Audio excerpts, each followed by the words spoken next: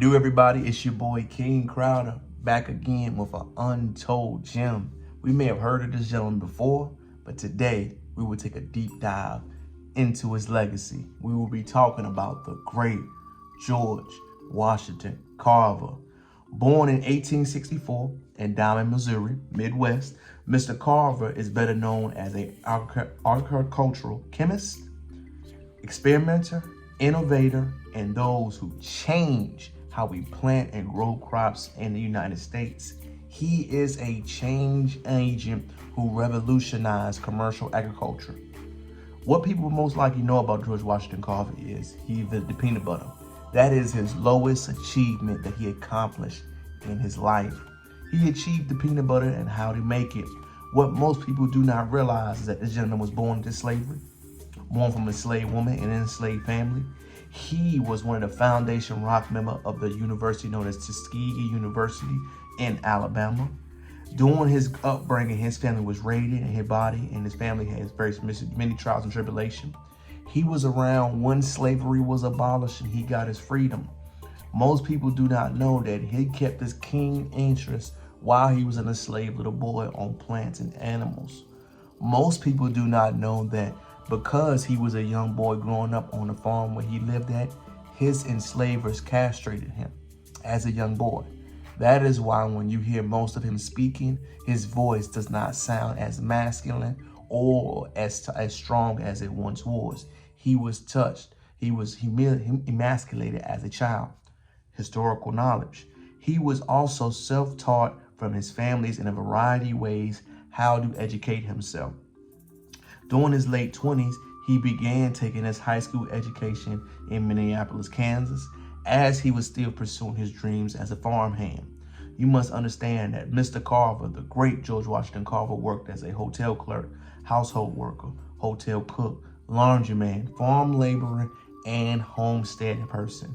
He worked on many plantations around the South in different locations, working so he had a huge, phenomenal relationship with plants. When he decided he earned his high school diploma, he decided to go to college at the University of Kansas, UK, and they refused to admit him because he was black. Carver had to enroll at a HBCU where he received formal education. He also decided to go to Iowa State where he studied the piano and some forms of music. After he was involved he had professors tell him at the time, especially because he was working in the Deep South, why don't you try to change your original formula, what you were going to do? And they decided to encourage him to pursue something with agriculture. Most people do not know that he began to get so phenomenal with this tactic that he changed the way the planting system worked. One thing that he began to do was how he began to use fertilizers to replant soil. To make it simple, if you keep replanting in a certain way, you will hurt and harm the soil so it cannot grow again. What George Washington Carver understood was that he understood that if he cultivated the crop as he grew, use some type of fertilizer, that you can replant year after year. If you look at the whole start of human history, this process was not understood until the great George Washington Carver broke this process down. He literally invented what we know as commercial agriculture. He taught us that if you use soybeans, nitrogen to soak up in there the proteins, you can make the crops grow, expedite that process, and eliminate some things coming in to avoid that. This groundbreaking idea was founded by George Washington Carver and how plants were grown. He taught that using a staple of diet, the way you should eat, and a healthy sense of nutrition was phenomenal to the human body. Most people do not know that Booker T. Washington recruited George Washington Carver because he was working as a plant on an independent-based basis. He wanted to move him to Tuskegee A&M, and he offered him room and board and a lifelong leadership. Most people do not understand that he was a trailblazer at that university. He promoted what we know as eating to live philosophy, so like Muhammad had, sort of like that intermittent fasting, and a plant-based diet and regimen. Just think about this. This uneducated, not mostly formed person was the main factor in agricultural revolution, changing these intellects around the world, and also speaking on governmental issues. He was so intelligent, George Washington Carver, that he was offered to speak at the United States at the height of nadir and racism in America. The people needed his knowledge, so they had to come seek this gentleman. He informed the United States how we will plant crops, how we will grow our agriculture, and what will be the dietary food, nutrition that we should receive. George Washington Carver was a change agent in every facet in American society. He did not never marry. He did not have a family.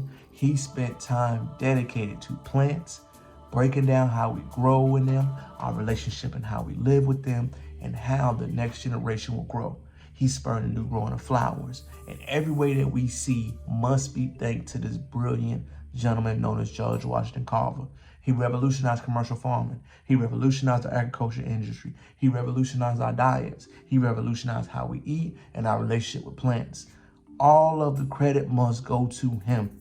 He was a change agent. He was phenomenal. He overachieved and underdelivered, and he's still only given the access to the peanut butter. It's your boy King Crowder. I wanted to make sure we harp on this point. This gentleman did way more than invent peanut butter. He revolutionized America agriculture. We must get the respect, the endowment, and the legacy points to this gentleman for what he did to us. Without George Washington Carver, who knows if American commercial agriculture would be what it is, if his philosophy, his thought process, and what he put his thumbprint on it did not change. It's your boy King Crowder checking back out with another historical gem that I think we all should educate ourselves on members who changed our society. Please comment, like, and subscribe to the channel. Hopefully you learned something today. Peace.